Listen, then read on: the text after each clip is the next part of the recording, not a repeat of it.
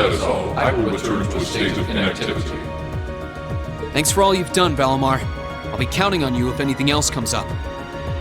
Acknowledged. Prepare yourself for your next encounter with the Azure Knight, my awakener. Don't worry, I will. We lost last time, but I know that's not all I'm capable of. As long as we're all together, I know I can get stronger. I eagerly await your results.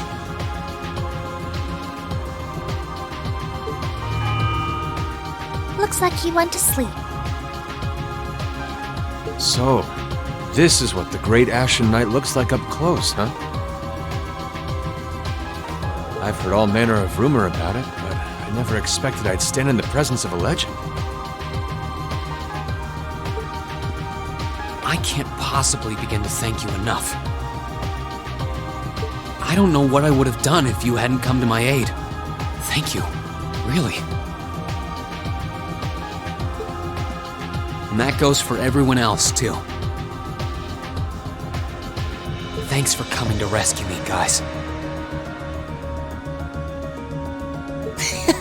We're just happy you're okay.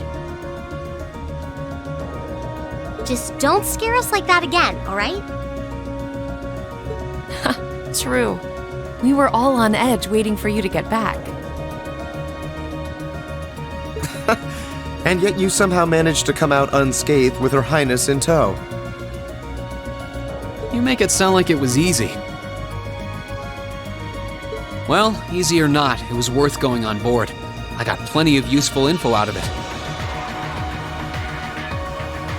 So funny enough, I'd say their invitation worked to my benefit more than theirs.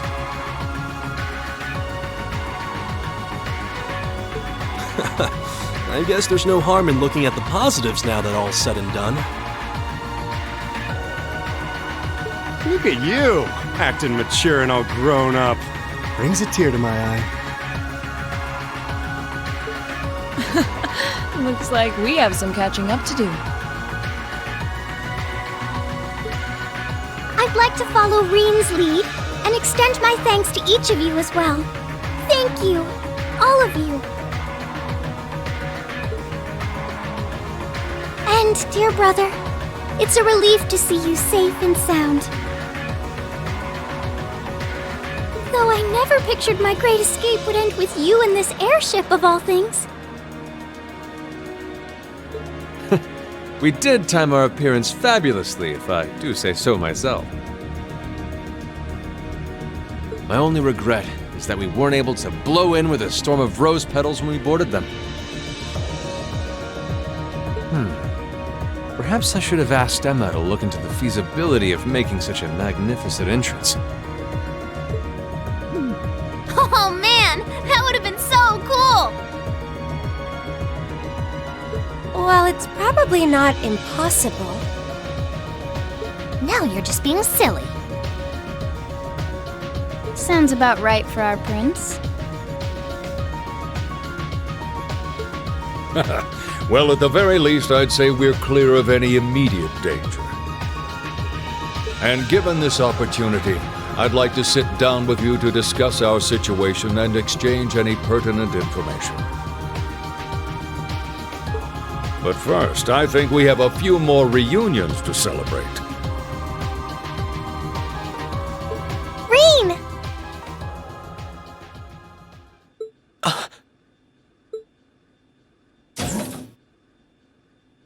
Toa! George! I thought I heard your voices when we started flying away from the Pantagruel, so you were on board too? You bet. Good to see you, Reen.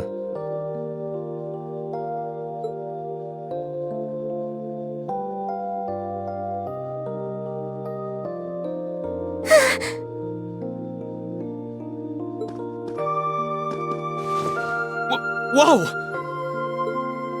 It's really you. You're really okay.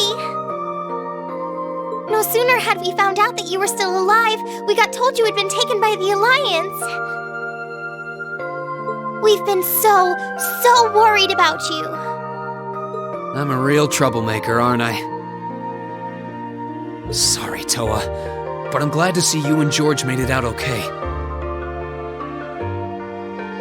Everything I've said to you has been at the back of my mind ever since we parted ways in Trista. And it's kept me going every step of the way. So, thank you. Oh.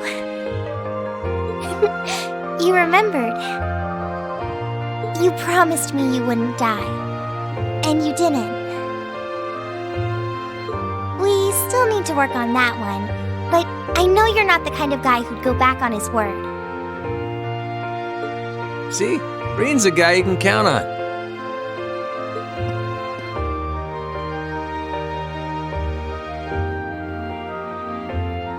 Nice to see you're holding up okay. Still can't believe you made it through all that fighting in Trista in one piece, but... well, here you are. Good to see you again, George. But how'd you two end up on the Courageous to begin with? We'll bring you up to speed once we all sit down for our meeting. There's a conference room on one of the upper floors. We can meet there when you're ready.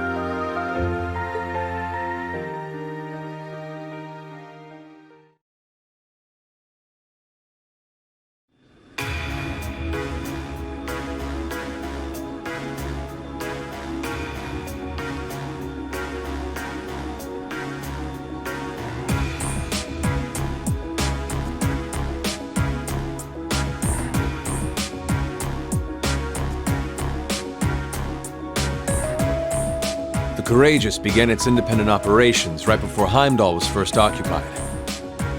I realized what the Alliance was planning, so I gathered a skeleton crew, met with Viscount Arseid, and we hurried straight to Trista, where we found your classmates locked in combat with the Azure Knight.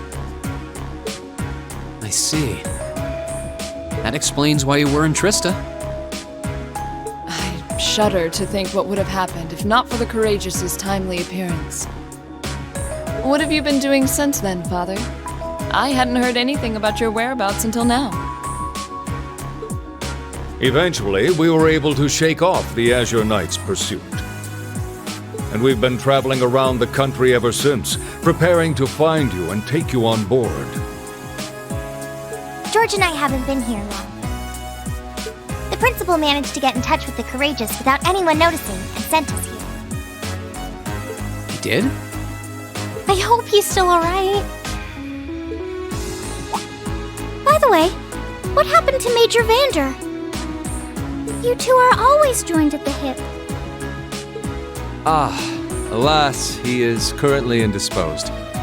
His military obligations have him heading up the 7th Armored Division in Western Erebonia. They're working with your former instructor, Major Neidhart, as well. With him too? So he's over in the west now. I should have known the 4th Armored Division's ace wouldn't get his ass kicked so easily. Oh, right. Dad said he'd heard from him too, remember? Still, the west side of the country contains Marquis Hyarm's Sutherland province, along with Duke Cayenne's Lemaire province. The fighting there would no doubt be even more fierce than it is here in eastern Erebonia. Correct. A large percentage of the Imperial Army's military strength still remains intact. But the Noble Alliance forces' constant attacks have put them at a disadvantage.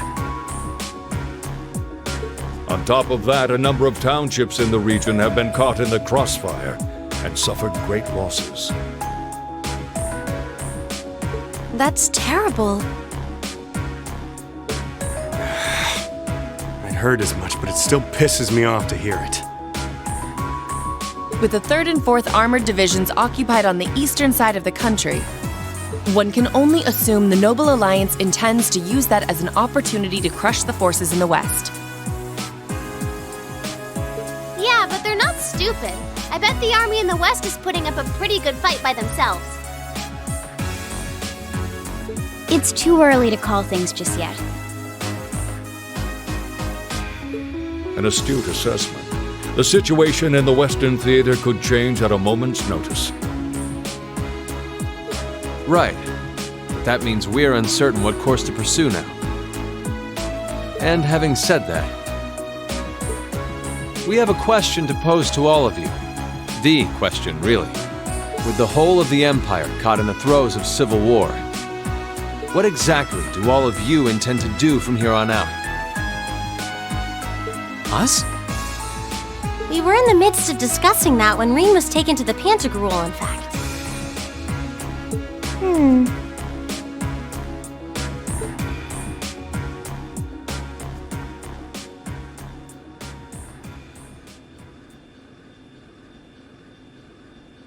This is a full-on war, and our fellow Erebonian countrymen stand on both sides.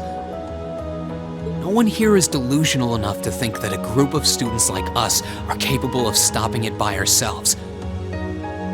Still, during our field studies, we found ourselves up against the problems this nation faces again and again. And because we have that experience, I believe there's a place for us to change things in all this, a part only we can play. We may not be able to compete head-on with the Alliance, but together, we can move things in the right direction for Erebonia as a whole. That was wonderful, Reen.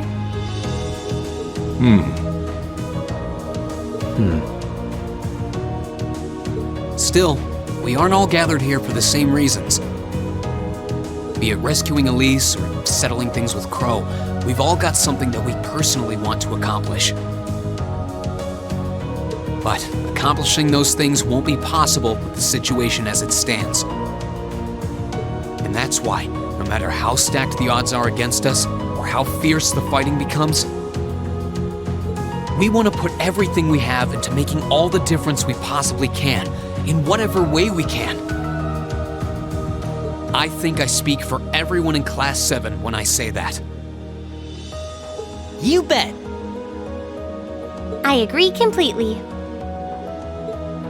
We may all come from different walks of life, but this time, that can work for us. Exactly.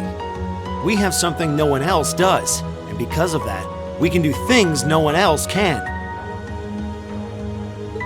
And what kind of class would we be if we didn't take advantage of that to protect the people and things we love? As well as find our own answers to the questions we have looming over us. As Reen said, however big or small it is in the long run, we have a place in this war, and we have every intention of following it. Sounds like it'll be a pain, though. No biggie. We're Class 7. Throw in a few of Reen's trademark speeches and we're raring to go. Look at you kids. You all sound like you've really thought long and hard about this. That's the Class 7 I'm proud to serve. And you guys aren't the only ones who feel that way. Everyone at Thors has something to bring to the table. Remember the Academy's motto? Arise, O youth, and become the foundation of the world. Oh, yeah, that's right. That was what Principal Van Dyke said to us at the welcoming ceremony. The words of Dreikel's the Lionheart serve to inspire us to this day, it would seem. Of course. They ring as true as ever. It's like you didn't even have to think about it. You guys just knew. Yeah, you should be proud of yourselves. And it's true that Thors students are scattered all over the country right now. But I'm sure that each and every one of them are fighting too, and they feel the exact same way that you guys do.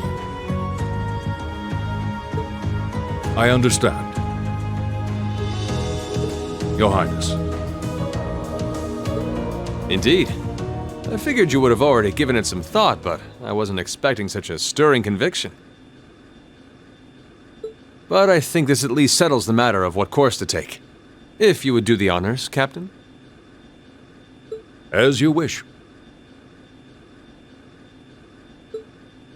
We're about to do something neither side would ever expect us to do.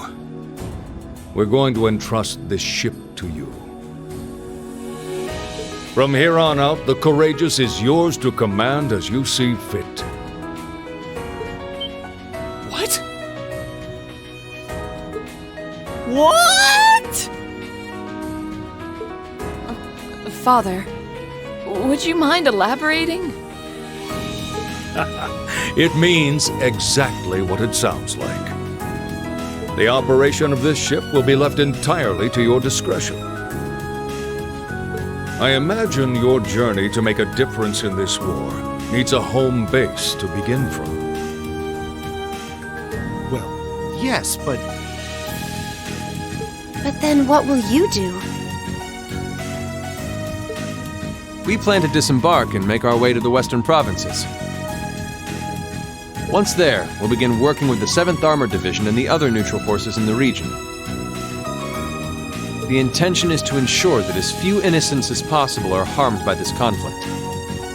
I was actually worried this airship might prove a bit too conspicuous to aid us in pursuing that goal. But with us headed west, we'd be leaving all of eastern Erebonia in your hands.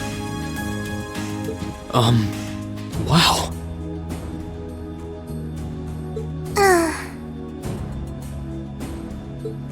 I see. That does make the most logical sense. Kinda. If we've got the courageous, we could give our third faction some real weight. Neither side could afford to ignore us. I'm not even sure the guild could come up with a plan this wild. Well, it's fair to say I've learned a lot from the way the guild's members handle things, yourself included. Oh, and Alphen? Yes? I'd like to ask you to remain on board the Courageous as well. This ship is technically the property of the Arner household, fathers in particular. It should give them a certain freedom to act if they have concrete backing from a member of the Imperial family.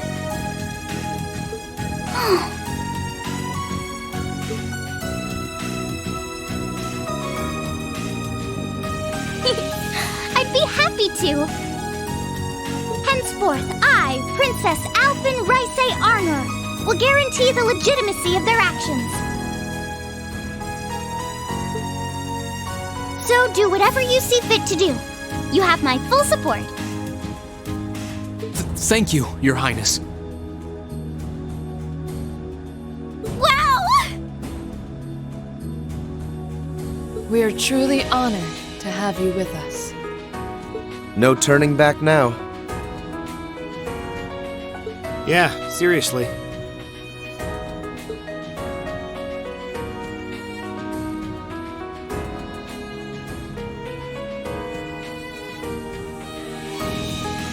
We hereby humbly accept custody of the courageous. Please, leave Eastern Erebonia to us. We'll be counting on you then. I'm looking forward to toasting your future successes.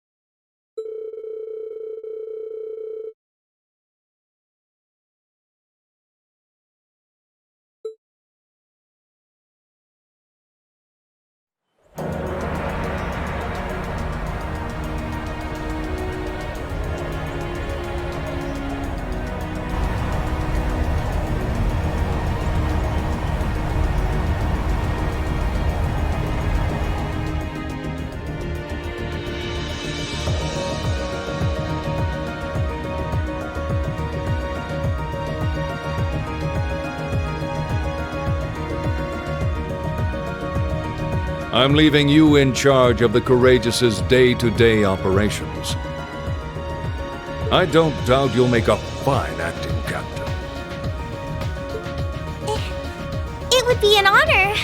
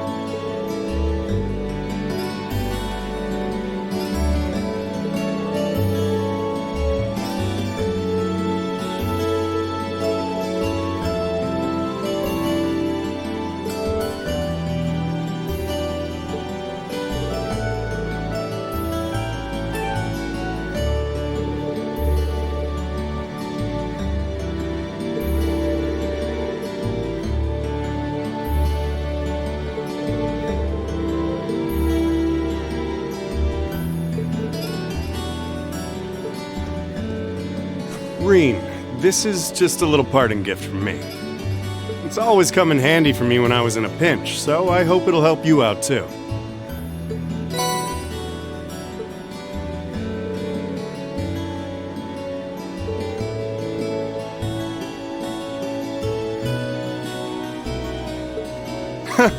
Think nothing of it. You kids are the future, after all. But remember, this is where it starts getting serious. Get yourself through this war in one piece. Find something you want to dedicate your life to. And hey, if you ever decide you want to follow the same path Sarah and I did, you'll be welcomed with open arms, okay?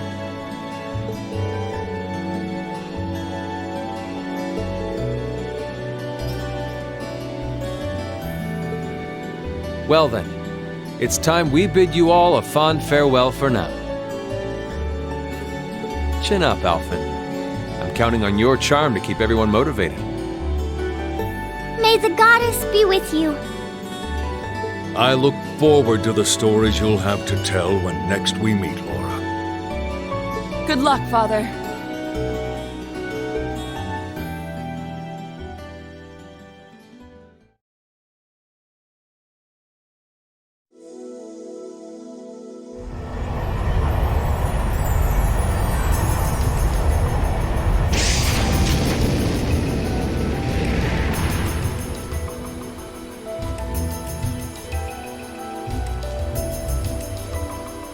Well, there they go. You think they'll be okay on their own?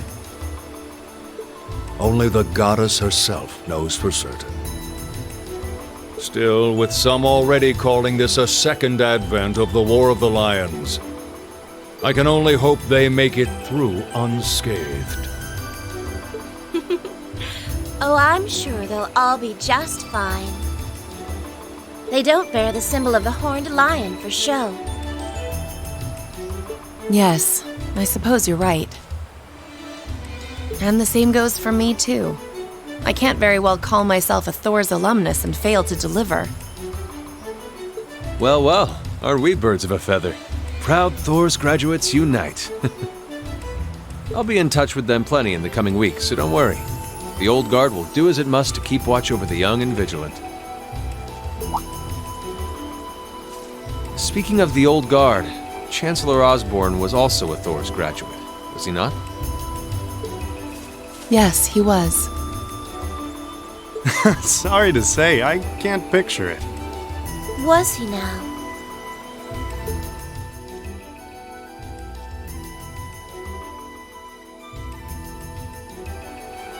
He and I may have had our differences, but I still feel a certain loss with his passing. I'd like to express my condolences to you while I have the chance. I'm afraid I never had the chance to truly get to know him. But there's no doubt in my mind that he was one of the greatest men of our time. Thank you. Still, it must be tough for you with Heimdall under the Alliance's thumb. Were you able to find out where his funeral was held? Actually...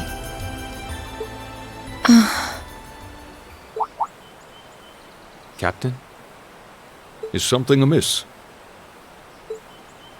It's just that I received a strange report on that very issue. I was told his body was taken into the custody of the Imperial Guardsmen when the city was occupied. But then after that, it simply disappeared at some point. Disappeared, you say? Is it possible the reformist faction could have taken it from them? I'm afraid I don't know. It is possible that the intelligence division did something to that effect. A disappearing corpse is certainly cause for concern. It's difficult not to draw parallels with the Lance Maiden's sudden death following the War of the Lions. Unbelievable. I'm almost impressed how much trouble one man can stir up, even from beyond the grave. He had so many plots in motion, I doubt even his death put a stop to them all.